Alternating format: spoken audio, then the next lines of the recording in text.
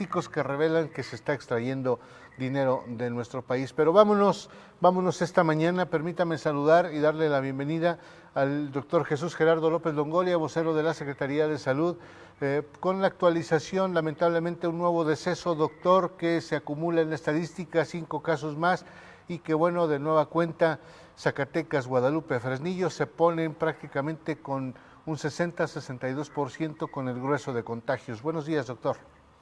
Buenos días, Mario Caballero, con el gusto de estar en tu espacio informativo. Efectivamente, el día de ayer, en el resultado vespertino del corte de información, bueno, se nos confirman 5 casos adicionales, con lo cual la entidad llegó a 249 casos confirmados positivos de infección por COVID. De estos, hay 2 de pacientes de Fresnillo, 2 de Zacatecas y 1 de Guadalupe. Considerando el antecedente inmediato de los pacientes que se habían observado en los municipios el fin de semana, Fresnillo con los de ayer llegó a 10 y ahora hay 33 pacientes. Zacatecas hay 2 y ahora tiene 52, y Guadalupe tiene 1 más y ahora hay 41. Como bien lo comentas, la epidemia está focalizada en 4 municipios en el estado. En este momento 52 para la capital, 40 en Guadalupe, 33 en Jerez, aunque Jerez tiene otra fase de evolución de la epidemia, y naturalmente llama la atención los casos en Fresnillo, que en este momento son ya 33 casos, 10 en estos últimos 3 días, y llama la atención, Mario, que son en su gran mayoría casos que estuvieron en contacto con un caso positivo, es decir, hay un brote de actividad en ese municipio que naturalmente pone las voces de alerta, porque pueden surgir mayores casos en torno a los que ya se tienen hasta el momento identificados. Tenemos 31 decesos, lamentablemente también el día de ayer se informó de uno de ellos, y es justamente un residente del municipio de Fresnillo, un adulto mayor de 73 años, murió en la mañana, 9:35.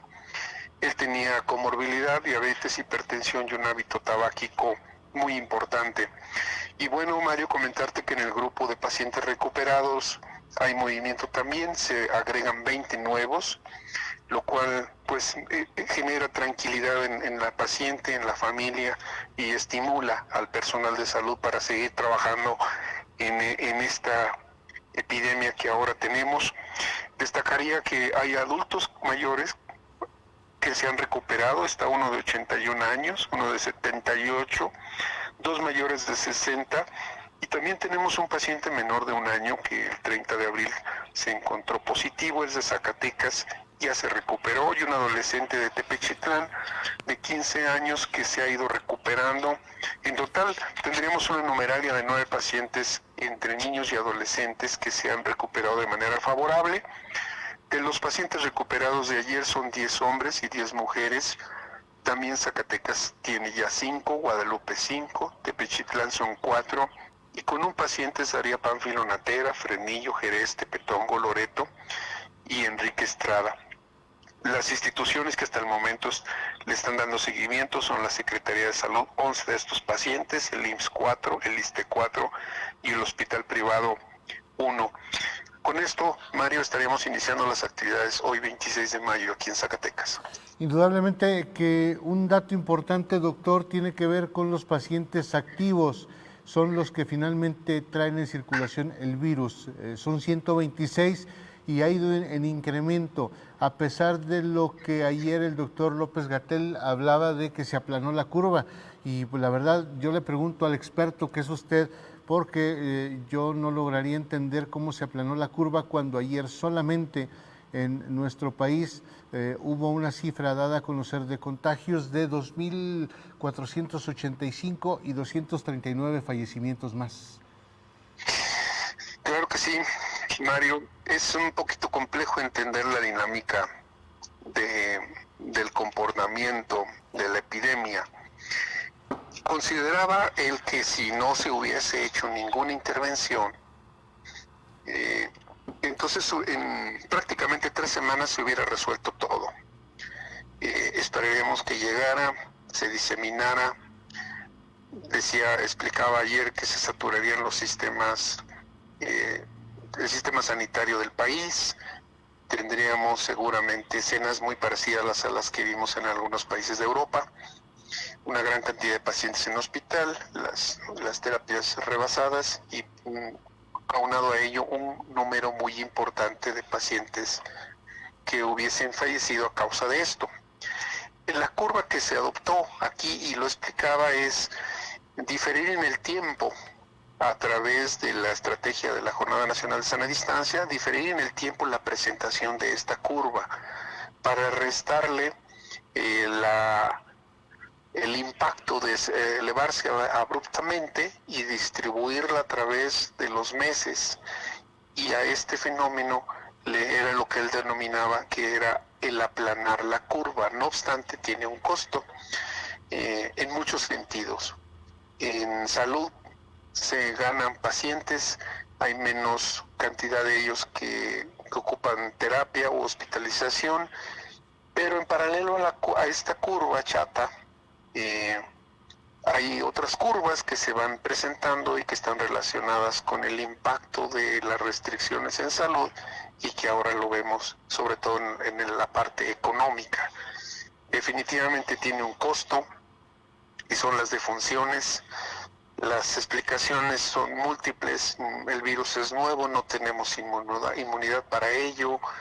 Es muy probable que la cultura médica y los signos de alarma de esta enfermedad no hayan permeado a toda la población y se haya demora en la búsqueda del servicio médico por parte de las personas que están falleciendo. Aquí en Zacatecas se han perdido 31 vidas en el marco de esta epidemia y son, lo decía, algunos de los costos que tiene esta estrategia que ha sido cuestionada y ha sido en varios momentos señalada por autoridades del sector que estuvieron vinculadas a la toma de decisiones en otras administraciones, incluso a investigadores externos que estuvieron vinculados a la salud del país. Este es justamente el escenario, Mario. Lo tenemos de esta forma, se ha ido prolongando. En Zacatecas tenemos un diferimiento de 2.5 a 3 semanas. No hemos podido cerrar. Tenemos presencia de casos activos.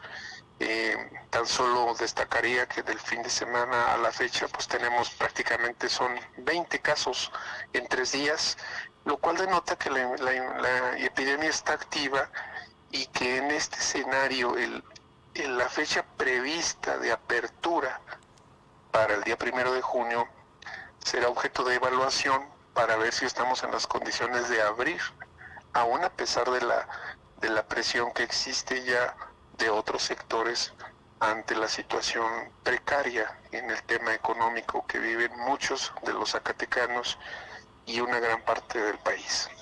Estos 3 días a los que usted advierte, doctor, sábado, domingo y lunes, se contagió prácticamente o se confirmó el contagio de por lo menos el 10%, prácticamente eran 220, 225 los casos que existían hasta el jueves y bueno, bajo esta perspectiva vemos cómo en este fin de semana fue un incremento muy consistente, lo que nos habla de que, yo le pregunto, aquí en Zacatecas, ¿este pico, esta curva está aplanada?